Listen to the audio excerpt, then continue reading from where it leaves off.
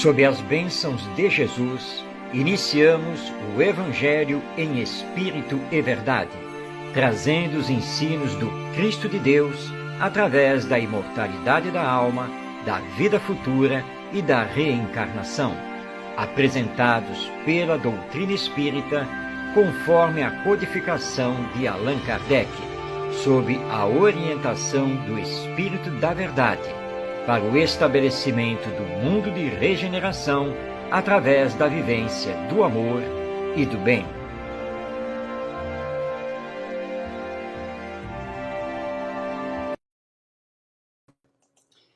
Olá, seja bem-vindo, seja bem-vinda. Iniciamos o Evangelho em Espírito e Verdade, sempre transmitido pela web rádio Cristo Consolador, toda quinta-feira, às 5 da tarde. E estamos aqui falando ao vivo, direto da cidade do Rio de Janeiro. E você está percebendo que a imagem não está muito boa, não é mesmo? Nós estamos aqui com um problema de iluminação, mas parece que agora nós vamos conseguir resolver isso. Me dê alguns segundos, que vou sair um pouquinho da tela e já retorno, mas vou continuar aqui a conversar com você, porque acredito que agora a nossa iluminação vai ficar muito melhor. Sem dúvida melhorou, não é mesmo? Isso, agora sim.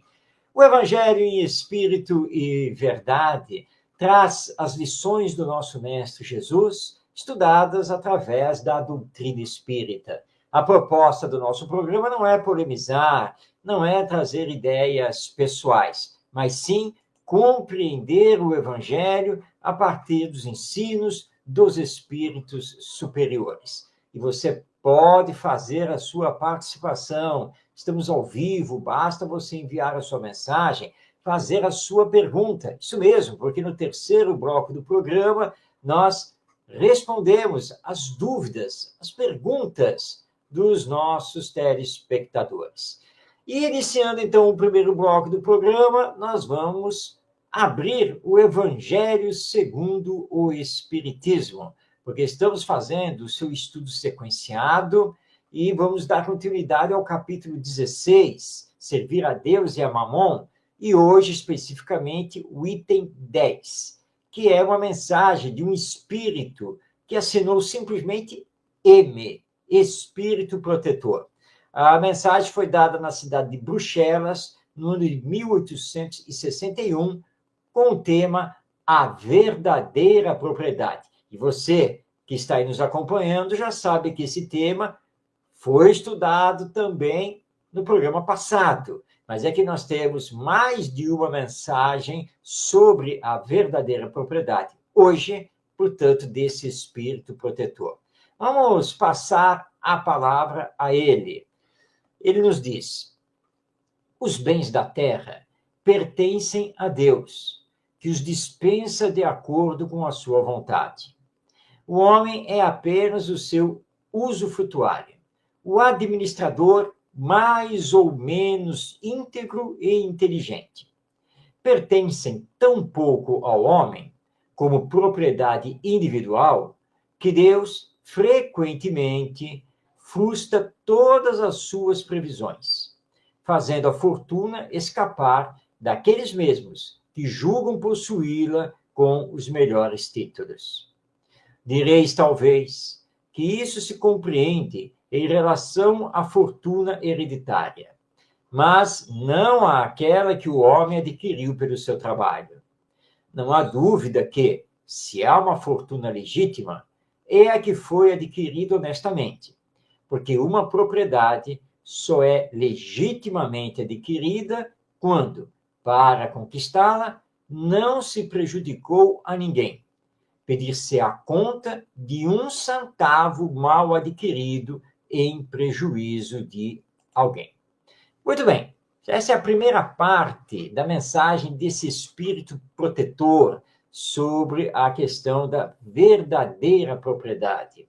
E ele inicia nos dizendo que nada do que existe aqui na Terra, na verdade, é nosso. Nada. Tudo pertence a Deus.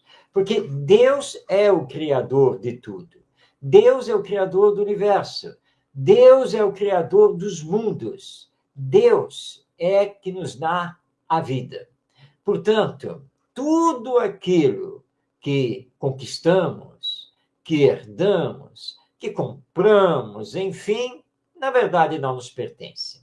E tanto não nos pertence que quando chega o fenômeno da morte, a hora de retornarmos ao mundo espiritual, todos os bens materiais, tudo que é da matéria, fica aqui na Terra. Nada, absolutamente nada nos acompanha. O que demonstra que realmente as coisas terrenas, os bens materiais, não nos pertencem. Porque se nos pertencessem, iriam nos acompanhar, mas não é o que acontece. E ele ainda lembra que Deus frustra os nossos planos, muitas e muitas vezes. Quando fazemos os planejamentos de aplicação financeira, que vamos comprar isso ou aquilo, e aí acontece alguma coisa fora da curva e despesas que nós não estávamos esperando acontecem e nós não conseguimos ou manter o que já tínhamos ou adquirir o que estávamos pensando em comprar e juntar ao nosso patrimônio. Então, todos esses acontecimentos mostram que realmente os bens materiais não nos pertencem. E no segundo parágrafo, esse espírito protetor está nos lembrando que, muitas vezes, até mesmo heranças que já vimos contabilizando também nos são retiradas. Processos na justiça. Ou imaginávamos que íamos ganhar X de dinheiro e a realidade não era essa. E ele vai nos lembrar, então, que, claro que podemos acumular bens pelo fruto do nosso trabalho, desde que as aquisições tenham sido feitas de forma honesta, sem prejudicar a ninguém. Porque perante a lei divina, se causamos algum prejuízo a alguém, se desviamos alguma verba a nosso benefício, e não importa o valor, vamos responder, porque isso é desonestidade.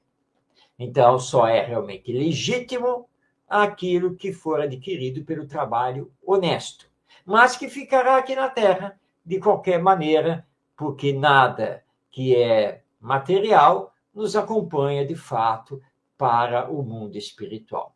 Mas M, o espírito protetor, continua a sua mensagem. Vamos então passar novamente a palavra a ele.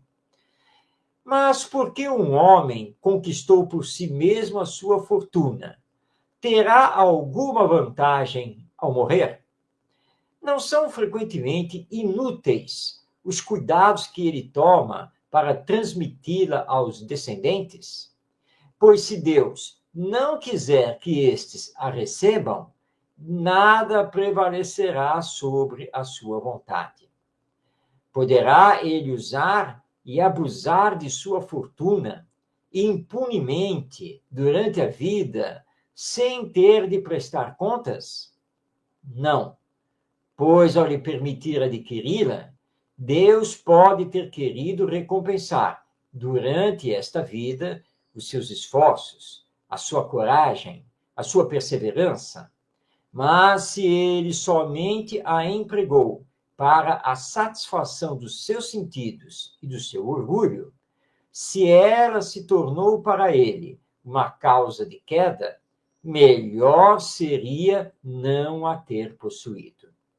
Nesse caso, ele perde de um lado o que ganhou de outro, anulando por si mesmo o mérito do seu trabalho. E quando deixar a terra, Deus lhe dirá que já recebeu a sua recompensa. Bem, nós temos aqui dois temas básicos que esse espírito protetor está nos trazendo. O primeiro é a continuidade da questão da herança. E é fato, como nós temos assistido ao longo da história, pessoas muito preocupadas em fazer o testamento, em dizer quem deve ficar com o quê da sua fortuna, dos seus bens materiais. E também já vimos muito acontecer na história, e como acontece também nos dias atuais, que apesar do testamento, das disposições testamentárias do morto, a herança não fica nas mãos dos descendentes, daqueles que foram anotados no testamento. Porque existem brigas, existem problemas judiciais, uma série de situações que muitas vezes impedem que os descendentes, que os herdeiros, possam assumir aquela herança. E se eles não têm que assumir a herança, não assumirão. Porque acima da nossa vontade está a vontade de Deus, que é soberana, porque Deus sabe de cada um dos seus filhos, dos seus méritos e deméritos. Isso não quer dizer que, tendo bens terrenos, que nós não tenhamos que fazer um testamento. Sim, nós podemos fazer, deixar tudo já bem disposto, mas temos que nos desligar disso, porque estamos partindo de volta ao mundo espiritual. E o que vai acontecer aqui no mundo material, isso já não tem que mexer conosco, a não ser que estejamos ainda apegos. Mas se estivermos apegos, aí sofreremos. E é o segundo tema desse texto, desse espírito protetor. Você tem a fortuna, você tem os bens materiais, mas vive apenas para si mesmo, egoisticamente. Vai responder por isso. Por isso que ele diz que seria melhor não ter a fortuna, não ter os bens materiais. Porque no mundo espiritual, vamos ter que prestar contas. Tínhamos o dinheiro, tínhamos os bens materiais, tínhamos o poder, podíamos ter feito muita benevolência, muita caridade, e não fizemos. Pelo contrário, fomos perdulários, esbanjamos dinheiro. Responderemos por isso. Porque se Deus permitiu que ganhássemos a riqueza, que juntássemos os bens materiais, ele o permitiu para que pudéssemos bem utilizar tudo isso a benefício da coletividade, e não egoisticamente a nosso benefício, pura e simplesmente. Então, tomemos cuidado.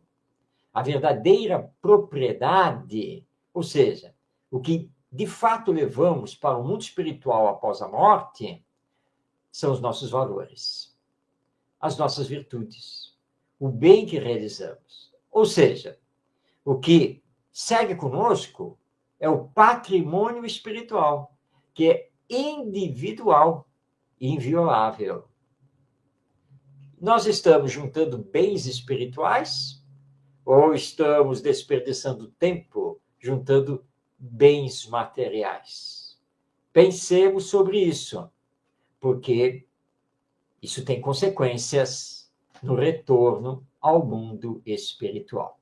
Bem, assim, nós estudamos o Evangelho segundo o Espiritismo, o seu item 10, sobre a verdadeira propriedade, que é uma mensagem de M, Espírito Protetor, dada em Bruxelas no ano de 1861, e deixando aqui o convite para que você continue esse estudo conosco, mas semana que vem, porque agora está na hora de irmos para o segundo bloco do nosso programa, quando nos dedicamos a estudar as cartas de Paulo de Tarso.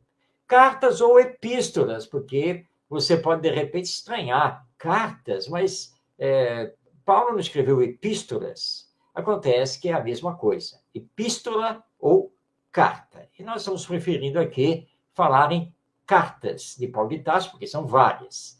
E para estudarmos, compreendermos essas cartas, nós estamos utilizando os comentários de Emmanuel, esse benfeitor espiritual que muito escreveu acerca do conteúdo do Evangelho através do médium Chico Xavier.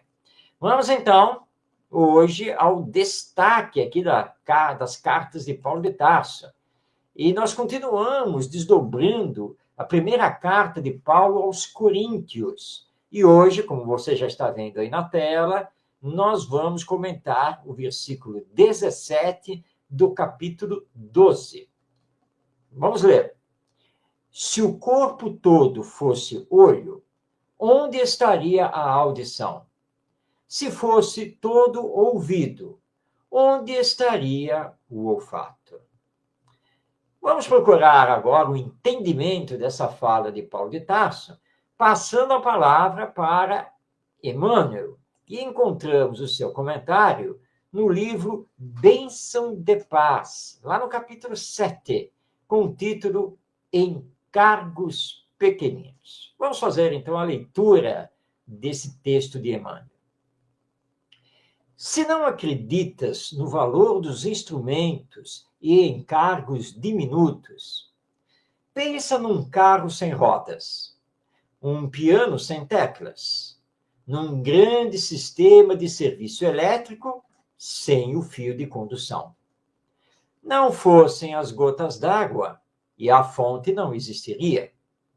Recusasse a semente a própria segregação no solo, e a terra se converteria em deserto.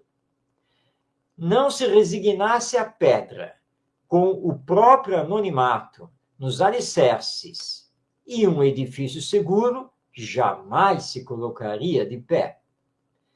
Lembra-se da poção medicamentosa que te suprime a dor, do copo de água pura que dessedenta, do livro simples, que baseia a cultura complexa, e jamais te digas inútil. Somente aquele que se dispõe a fazer as coisas pequeninas, que sabe e pode, virá a saber e a poder realizar grandes coisas. Qualquer subida exige passos e degraus. Assim também nas ascensões do Espírito, a que se refere o Evangelho do Senhor. Chegarás, futuramente, às culminâncias do serviço e da luz, na esfera de ação direta do Cristo de Deus. Mas, para isso, é imprescindível que faças agora, tão bem quanto possível, todo o bem que és capaz de fazer. Bem, esse é o texto do nosso Emmanuel a respeito do versículo de Paulo de Tarso, quando ele, escrevendo aos Coríntios, pergunta: se o nosso corpo fosse totalmente olhos, como haveríamos de ouvir? Mas se o nosso corpo fosse totalmente ouvido, como haveríamos de ver? E assim por diante. E Emmanuel, então, traduz esse pensamento de Paulo de Tarso nas coisas pequeninas. Ele lembra que, claro que nós podemos ter o ideal das grandes coisas.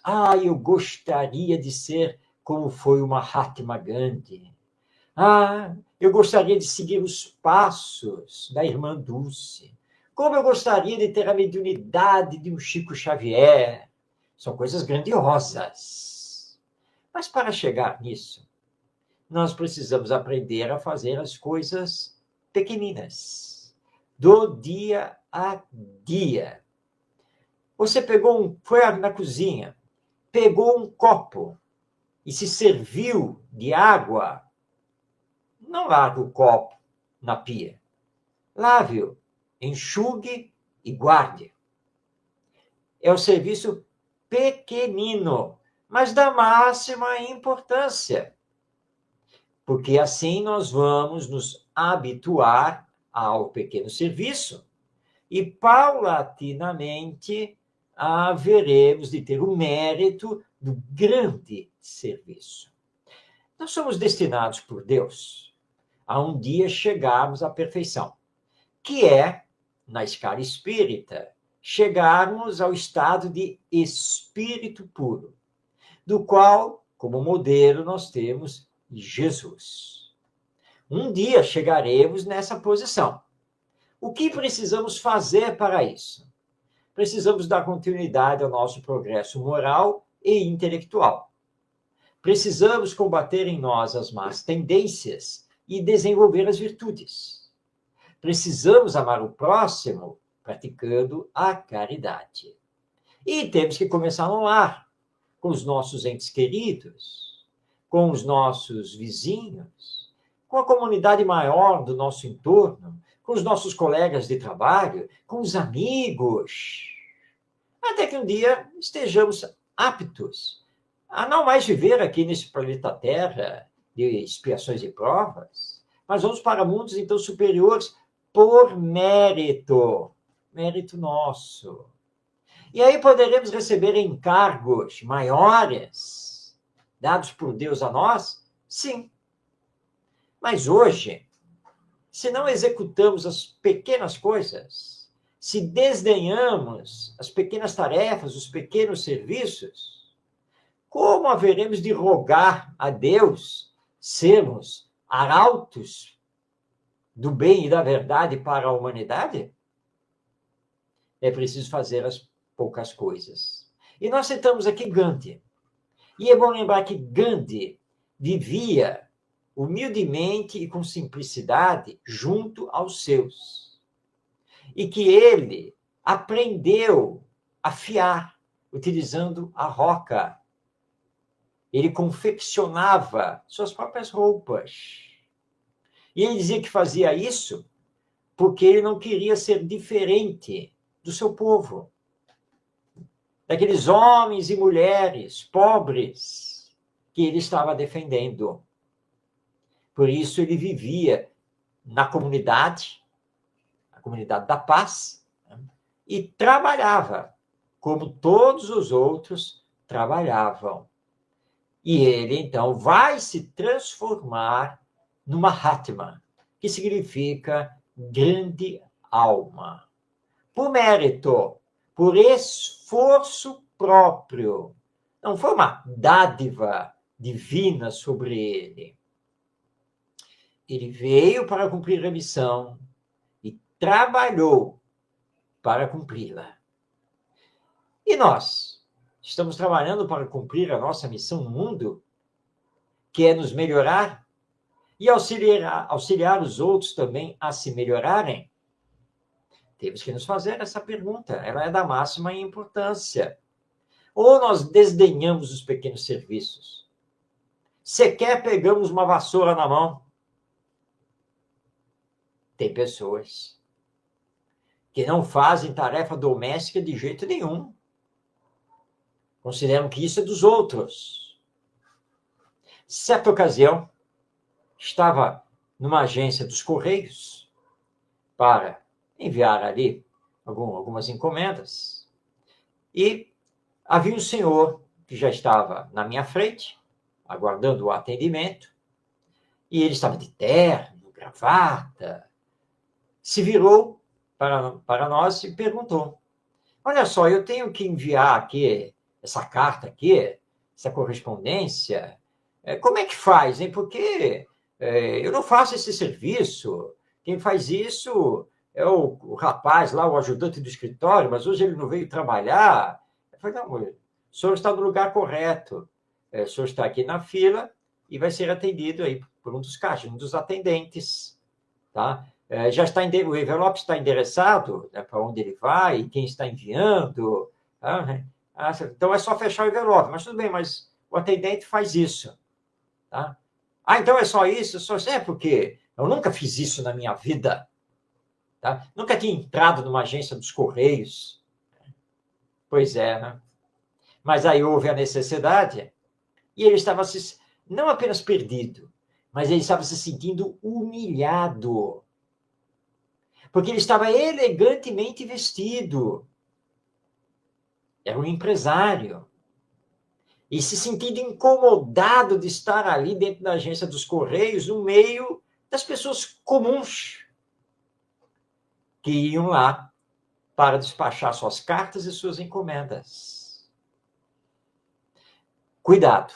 Precisamos tomar muito cuidado com isso, porque é fazendo as pequenas tarefas, os pequenos serviços, com humildade, que vamos crescer espiritualmente. E um dia, como nos lembra Emmanuel, um dia nós haveremos de receber, sim, claro, as grandes tarefas. Como ele diz aqui no final do seu texto, chegarás futuramente às culminâncias do serviço da luz, na esfera de ação direta do Cristo de Deus. Mas, para isso, é imprescindível que faças agora, tão bem quanto possível, todo o bem que és capaz de fazer. Então, façamos todo o bem da melhor maneira possível. E, às vezes, quando estamos aqui, realizando o programa, fazendo uma palestra no Centro Espírita, participando de algum evento do movimento espírita, algumas pessoas nos endeusam, acham que já estamos, assim, num pilar, num patamar superior. Não, nada disso. Nós vivemos da melhor maneira possível, com a maior simplicidade possível, e executando as tarefas de qualquer ser humano no seu dia a dia. Sim, nós pegamos a vassoura, nós lavamos a louça, fazemos compra no supermercado, vamos na agência dos Correios, enfim, é a vida comum de qualquer pessoa. E não podemos nos considerar superiores a ninguém, porque isso já seria a nossa perdição. Somos aprendizes, aprendizes da lei divina, aprendizes do evangelho, aprendizes do amor ao próximo. Também temos as nossas imperfeições, os nossos dilemas, os nossos desafios. Importante, como nos lembra Emmanuel, é estarmos prontos para trabalhar. E é o que Paulo disse no seu versículo na carta aos Coríntios. E ele, Paulo, foi o exemplo disso, porque trabalhou a vida toda. Nunca comprou uma casa, nada. Vivia da forma mais simples possível e trabalhou intensamente até seus últimos dias, ganhando dinheiro suado com o suor do seu trabalho, ao mesmo tempo em que se fazia um pregador do Evangelho.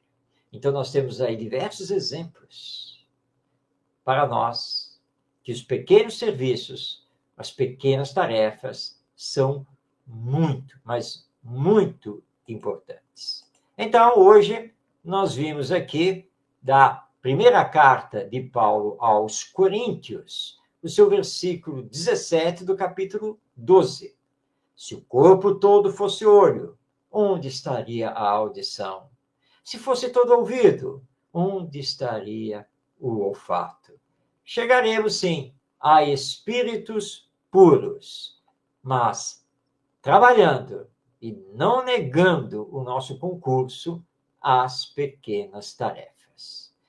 Muito bem, nós vamos dar continuidade ao estudo das cartas de Paulo de Tarso, semana que vem. Continue aí a nos acompanhar. Mas agora vamos abrir o terceiro bloco do nosso programa, que é dedicado às perguntas. Isso mesmo. Você pode enviar a sua pergunta aqui pelo YouTube, pelo Facebook, ou então pelo e-mail. Você já viu aí ele correr aqui no letreiro? Está aí, ó. DDD, ou DDD, é um e-mail, marcosdemario@gmail.com. Olha ele aí aparecendo agora no rodapé do vídeo, aí no letreiro. E faça, então, com a nossa Carla Soares, que é da cidade de Angra dos Reis, do estado do Rio de Janeiro, Angra dos Reis, que fica no sul do estado do Rio de Janeiro, ali pertinho de Paraty, já indo para o estado de São Paulo. E ela pergunta: quando o reino de Jesus será implantado na Terra? Bem, nós podemos enfaticamente dizer que o reino de Jesus será implantado na Terra, ou estará implantado na Terra, quando quisermos. Condicionarmos a nossa vontade, o nosso querer em praticar o Evangelho, ou seja, em viver os ensinos morais de Jesus. Porque somos dotados de livre arbítrio. E se temos livre arbítrio, fazemos escolhas. E, portanto, é uma questão de escolher viver os ensinos morais trazidos pelo Cristo de Deus, o Messias, o legítimo representante de Deus aqui na Terra, que é Jesus. Mas é fato que temos essas lições através do Evangelho conosco há mais de 2000 anos. E nós ainda não vivenciamos esses ensinos. Então, quando? Quando que o reino de Jesus, quando que o Evangelho será implantado na Terra? Não há uma data específica para isso. Não há um tempo específico. Depende do nosso livre-arbítrio. Claro que existe a lei divina de progresso, que, querendo ou não, vai nos levando para a frente. Mas podemos retardar por muito e muito tempo, como o temos feito. Porque Jesus é muito claro que devemos amar-nos, amai-vos uns aos outros.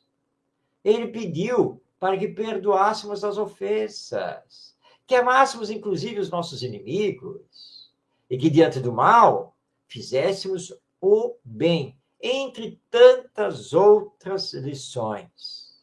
Que se tivéssemos nos esforçado em colocar em prática, há muito tempo que o reino dos céus já estaria aqui presente na Terra, e que nós já teríamos deixado de ser de mundo de expiações e provas, e provavelmente já teríamos superado o mundo de regeneração, e já estaríamos no mundo feliz. Mas a verdade é que estamos muito longe disso. Então, a implantação desse reino aqui na Terra não depende de Deus, não depende dos espíritos, depende de nós. Nós estamos aqui reencarnados e que precisamos, então, fazer todos os esforços possíveis para a nossa regeneração moral e para começarmos a praticar o bem, a caridade, porque assim estaremos legitimamente representando o Evangelho e fazendo com que ele seja o roteiro da vida do ser humano. Embora as estatísticas nos dizem que aqui no mundo o cristianismo está espalhado e que nós somos milhões e milhões e centenas de milhões de cristãos, o fato é que para muitos isso é apenas da boca para fora. E não adianta termos a teoria se não praticarmos, porque estaremos sendo hipócritas. Então, o reino de Jesus, o reino do Evangelho, se estabelecerá aqui na Terra quando fizermos os devidos esforços para vivenciarmos os ensinos morais de Jesus. Muito bem, vamos passar agora a palavra a Daniele Freitas, que é da cidade do Rio de Janeiro, de onde estamos falando. Olha a pergunta que ela nos faz. Todas as religiões levam o homem a Deus? Ou somente uma religião específica pode fazer isso? Boa pergunta, Daniele, muito boa pergunta. Toda religião que promove o bem, toda religião que faz a pessoa melhor é uma boa religião. E, portanto, estará levando o ser humano a Deus. Por isso, então, que nós espíritas não consideramos que a salvação, que a felicidade, que o encontro com Deus está nesta ou naquela doutrina religiosa específica. E por esse motivo, Allan Kardec, o codificador do Espiritismo, tomou o cuidado de dizer que nós espíritas não falamos que fora do Espiritismo não há salvação. Não, de jeito nenhum. Mas proclamamos que fora da caridade não há salvação. Então, toda religião é boa quando promove o bem, quando leva o ser humano à caridade, ao amor do próximo. Nós temos que nos entender, nos congraçar como irmãos, independente da doutrina religiosa, cristã ou não, que estejamos seguindo. Importante é sermos do bem. Então, se a doutrina religiosa que abraçamos está nos levando ao bem, à caridade, está nos levando a nos moralizarmos, a nos espiritualizarmos, é uma boa religião. Por isso que Kardec também nos lembra, através dos ensinos dados pelos espíritos superiores, que o futuro das religiões aqui na humanidade não é o espiritismo. Não. O futuro das religiões é o encontro com a verdade da vida. Esse é o futuro. Ou seja, lá nesse futuro, não seremos todos espíritas. Não. Nem seremos todos budistas, ou protestantes, ou católicos, ou hinduístas, etc, etc. Não. Todos não. Manteremos-nos nas nossas culturas, mas estaremos todos no bem. Porque as nossas doutrinas religiosas vão fazer do encontro paulatino, gradativo com a verdade. Como espíritas, acreditamos, sim, na imortalidade da alma, na reencarnação, na vida que continua depois da morte e na lei de evolução. Mas as outras doutrinas chegarão a isso também. Esse é o futuro que nos aguarda. Então, não existe uma única religião que vai realizar a nossa salvação, a nossa ligação com Deus. Todas, de uma maneira ou de outra, estão procurando fazer isso. E é importante que entendamos que isso é o mais importante do que rituais. Os rituais são fórmulas inventadas por nós, os seres humanos. A nossa ligação com Deus deve ser de coração, de pensamento. E aí, se a religião que abraçamos está nos conduzindo a isso, ótimo. É uma boa religião e nela deveremos ficar. A mesma coisa com o espiritismo, que não é uma religião formal, porque nós não temos sacerdócio, rituais, roupas especiais, nada disso. Mas é uma religião no sentido espiritual verdadeiro. Mas não basta frequentar o centro espírita.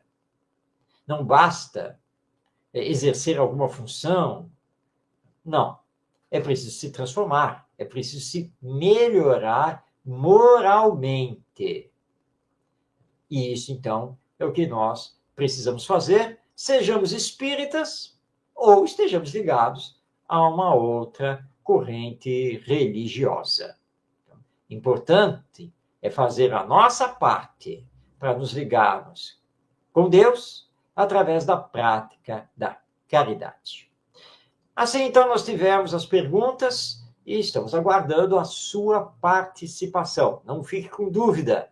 Envie sua pergunta, que nós teremos o maior prazer em respondê-la através dos princípios que formam a doutrina espírita. Mas agora, estamos no quarto e último bloco do programa, quando cedemos a palavra a José Herculano Pires, nosso querido amigo que desencarnou em 1979, nos deixou um legado enorme de livros, de áudios, enfim, e entre esses áudios, aqueles do programa de rádio No Limiar do Amanhã. E ele encerrava o programa comentando o Evangelho. E nós encerramos aqui o nosso programa, o Evangelho em Espírito e Verdade, trazendo o comentário do nosso querido José Herculano Pires. Vamos, então, passar a palavra a ele. Isso é muito importante, ouvirmos José Herculano Pires.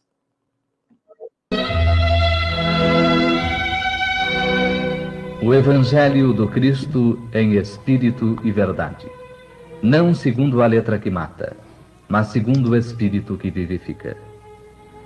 Abrindo o Evangelho ao acaso, encontramos em Paulo, na segunda carta aos Coríntios, a seguinte passagem: Pois cuidamos de prover coisas honrosas, não só perante o Senhor, como também perante os homens. Enviamos com eles um nosso irmão, que em muitas coisas temos provado muitas vezes ser zeloso, mas agora muito mais zeloso pela muita confiança que tem em vós. Se alguém perguntar quanto a Tito, ele é meu companheiro e cooperador para convosco.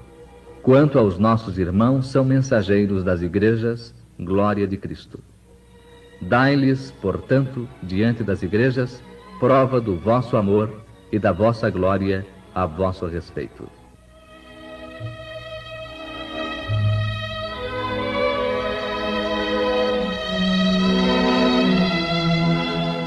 Nesta passagem da segunda epístola de Paulo aos Coríntios, pertencente ao capítulo 8, dos versículos 21 a 24, versículos 21 a 24, nós temos uma visão daquilo que se passava no cristianismo primitivo com referência ao trabalho evangélico. As criaturas se aproximavam do Cristo, se aproximavam do Evangelho por várias maneiras, por vias diversas, levadas naturalmente pelas circunstâncias de suas próprias vidas, de suas atividades, de suas situações na vida social, de suas ligações com determinadas religiões. De acordo com o ensino de Jesus, nós sabemos que todos os caminhos levam a Deus, desde que as pessoas realmente queiram seguir para Deus. Todas as religiões, na verdade, têm a possibilidade de abrir para os homens a senda que leva a Deus. Assim, no cristianismo primitivo, nós víamos que não apenas os judeus, mas criaturas pertencentes às religiões pagãs as mais diversas, aproximavam-se do cristianismo, aproximavam-se dos apóstolos e dos seus seguidores e procuravam realmente encaminhar-se na nova compreensão da vida e na nova compreensão de Deus que o cristianismo oferecia.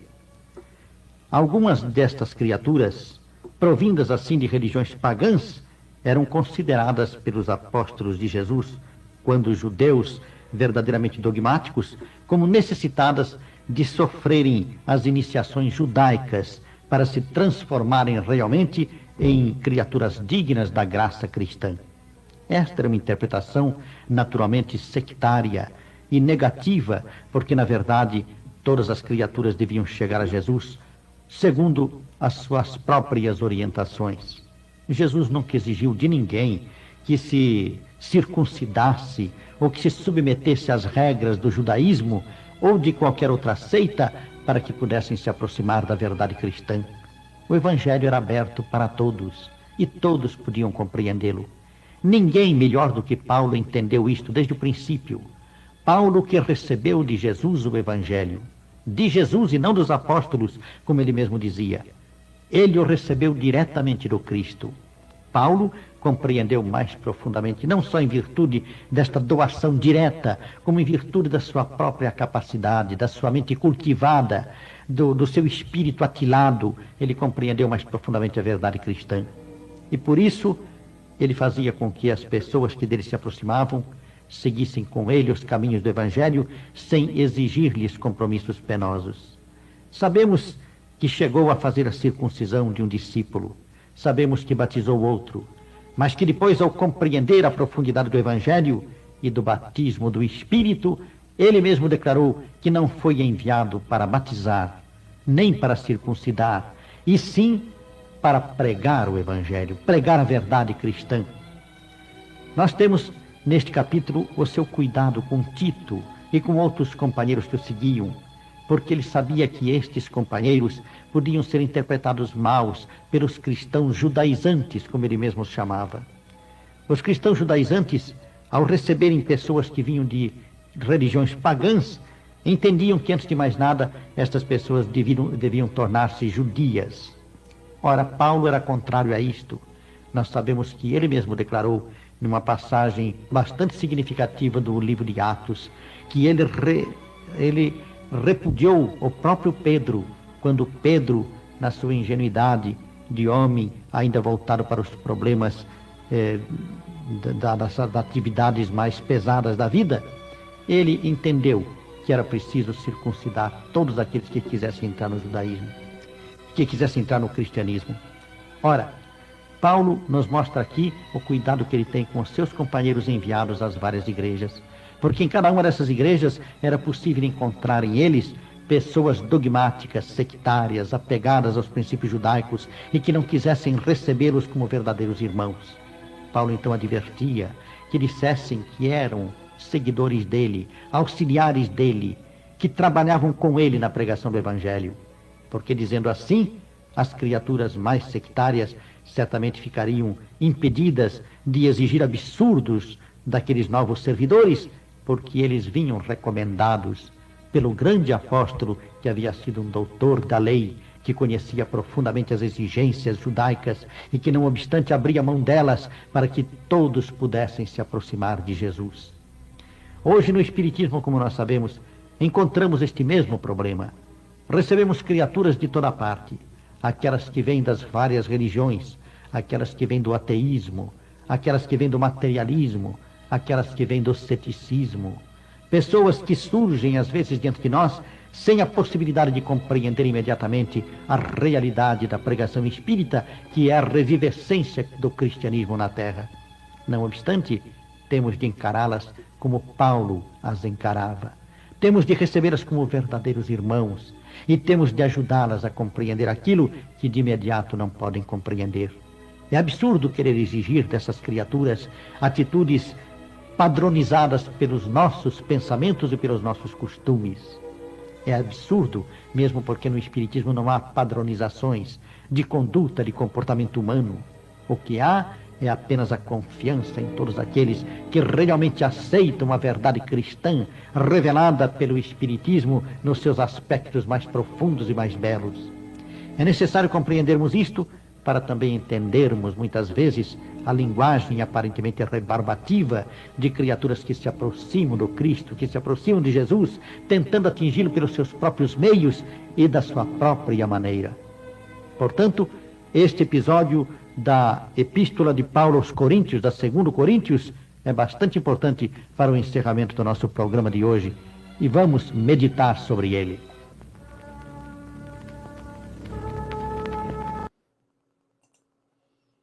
Bem, tivemos então a palavra de José Herculano Pires, fazendo comentário hoje também de uma carta, de um trecho da carta de Paulo de Tarso. Com essa sua palavra vibrante, nos esclarecendo o Evangelho através dos princípios da doutrina espírita, chegamos ao final do nosso programa, o Evangelho em Espírito e Verdade. Queremos agradecer a você pela sua companhia, pela divulgação do nosso programa e convidá-lo a estar conosco na próxima quinta-feira, às 5 da tarde. A transmissão é da Web Rádio Cristo Consolador, tanto através do YouTube quanto do Facebook. E para você que não pode nos acompanhar ao vivo, não se preocupe, porque o vídeo do programa fica disponibilizado na sequência no canal da Web Rádio Cristo Consolador e também no canal Orientação Espírita, ambos no YouTube. Vamos utilizar essas ferramentas da internet para aprendermos juntos cada vez mais. Que Jesus, nosso Mestre, nos abençoe. Que possamos ter uma semana de paz e boas e úteis realizações. E que possamos estar juntos na próxima semana para mais o Evangelho em Espírito e Verdade.